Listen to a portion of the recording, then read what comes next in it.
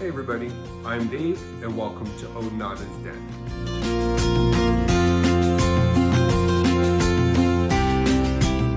On today's video, I'm going to do a flip through and first impressions of the Soulflower Plant Spirit Oracle by Lisa Estabrook.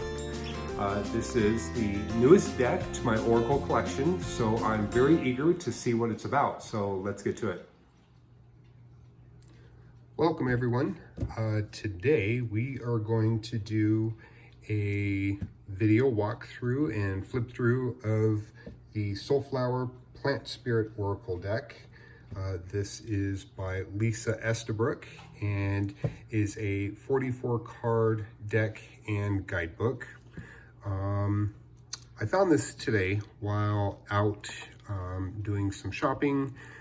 Purchased this at one of my local metaphysical stores here in Denver, actually in Littleton, right outside of Denver. I will put a link in the comments down below. But this is, I think, my first plant oracle deck. So I saw it, had an opportunity to play around with it a little bit at the shop, and went ahead and decided to purchase. So this deck, just looking at the back, says every single human being is searching for meaning, belonging, peace, love, and joy in their lives. The Soulflower Plant Spirit Oracle will help you remember the simple truth that all of nature is sharing, that we are cycling beings intimately intertwined with the earth, the moon, and all of life, that we are fully supported, and that we have everything we need within us to be happy and to be whole despite the hardships and challenges life may bring us.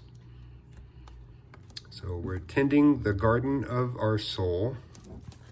I have not opened it yet, so we're going to be looking at this together.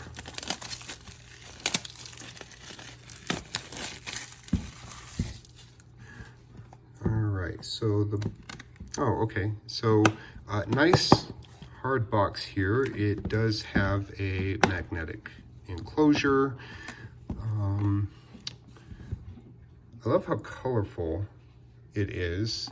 I did notice at the shop while I was playing with the sample deck that the cards themselves have several different colors. So yeah, actually, this is actually not badly made at all.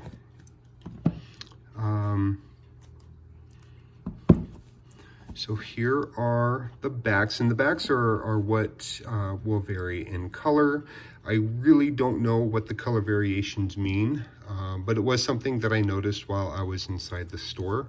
And you can, I don't know if you can kind of tell just the different sections. Looks like 4 different sections here. Here is the guidebook. Let's see, just flipping through pretty quickly. Black and white. It does look like it has quite a bit of information in there. The cards, if I recall, are not numbered, but they are going to be alphabetical. And really one of the things that drew me to this deck was the fact that not only does it have the name of the card, but it also has a key-word. And then I really like just this small bit of information that's on the lower half of the card. I'm really working on trying to develop my intuition a little bit more. So having this little bit of information on the bottom, I find really helpful, because then hopefully it means I won't have to consult the guidebook so often. So, but just taking a look here,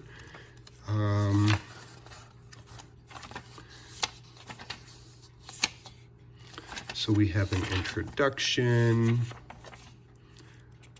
chapter 1, tending the garden of your soul, starting with the soil.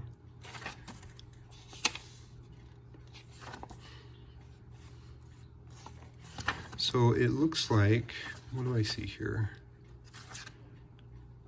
So I see early spring, new moon, spring, waxing moon, summer, full moon, autumn waxing moon, winter dark moon. So it does seem that there are some astrological elements built into the deck. Astrology is not something that I am very versed in. As you may know, I am new to my craft, so I've been really practicing for about a year, a little less than a year. But let's see. Okay, so I mean, I'm not going to delve too far into these beginning chapters here, but it doesn't look like there's a whole lot of information on how to use the cards, although I'm sure it's embedded here in these beginning chapters. But it looks like we do have, beginning on page 42, each of the individual card meanings. So it looks like it's going to have, yeah.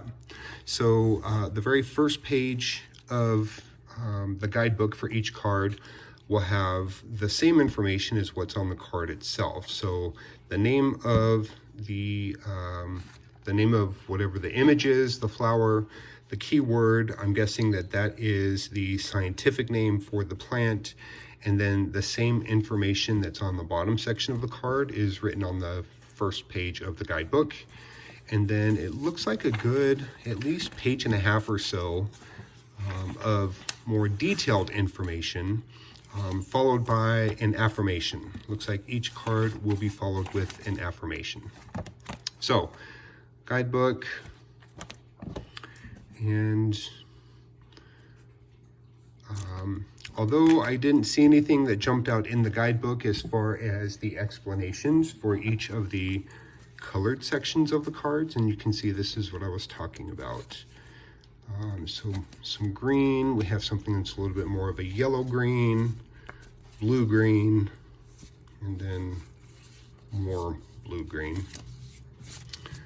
And we'll go ahead and just flip on through.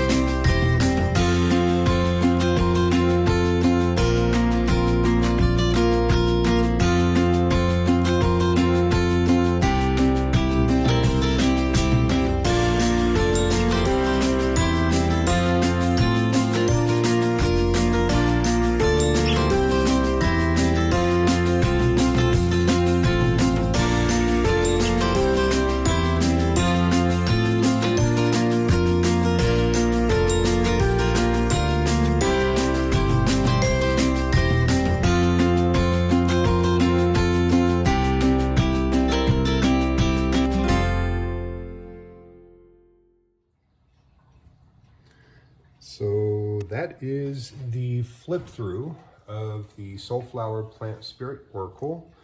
I did take a moment to read through some of the book, and I've learned that this deck is actually meant to serve as a daily card pull deck. So that explains why you don't see various spreads, is because this deck is designed for single card pull each day. The book seems quite interesting, so I'm definitely going to take some time to kind of go through it and just see what it has to say. So far, not too bad. I really like the artwork. This is my very first Plant Oracle deck. The cards themselves, you know, they're not terrible. Pretty decent cardstock, but I've noticed that just in the short time that I've had them out and have been playing with them, I'm noticing kind of a bit of a warp factor happening here. So something to bear in mind, but the cards themselves, pretty decent stock. It's a glossy cardstock here, which I don't mind. I actually prefer this a little bit more than I prefer that matte kind of buttery textured cardstock that you can sometimes get. I find that type of cardstock makes it a lot harder to shuffle the cards and to get some separation with them. But this one, the fact that they're glossy, helps to make the shuffle a lot easier. As far as the shuffle is concerned, I like to do a bridge shuffle. So let's just, yeah. And I'm kind of funny with my shuffles. I like to do no less than four bridge shuffles. And then from there, I'll do the, I don't know what it's called, but it's the kind of hand over hand shuffle. These are where I tend to get my jumping cards, and I prefer jumping cards over selecting a card. But again, I like to do at least 4 of these.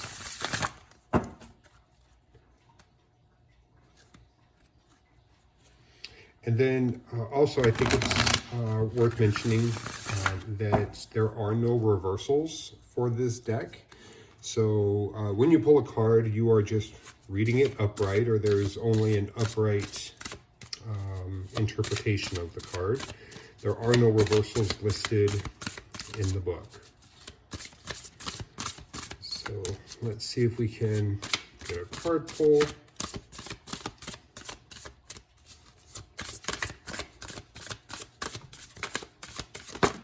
There we go.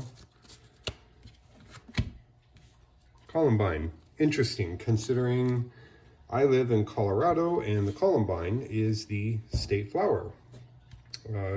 Keyword is abundance. It says, Columbine encourages you to joyfully embrace life's bewildering array of uncertainties with the kind of confidence that doesn't require too much thought. Go with the flow with what feels right. Abundance is the knowledge and security that comes with the acceptance that all of your needs are being met. And of course, when you consult the book, let's see if I can get the page here, Columbine.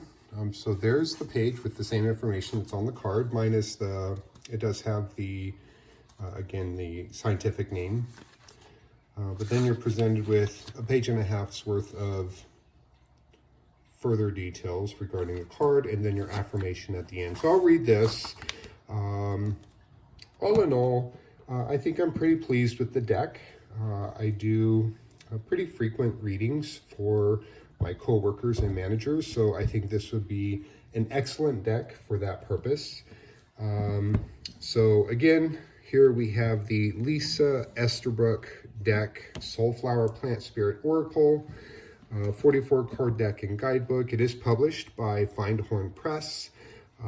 I purchased it for, I don't remember. It was about 20 bucks, maybe $25. But yeah, If you have this deck, let me know what you think of it. Otherwise, I look forward to talking with you again in future videos. Take care.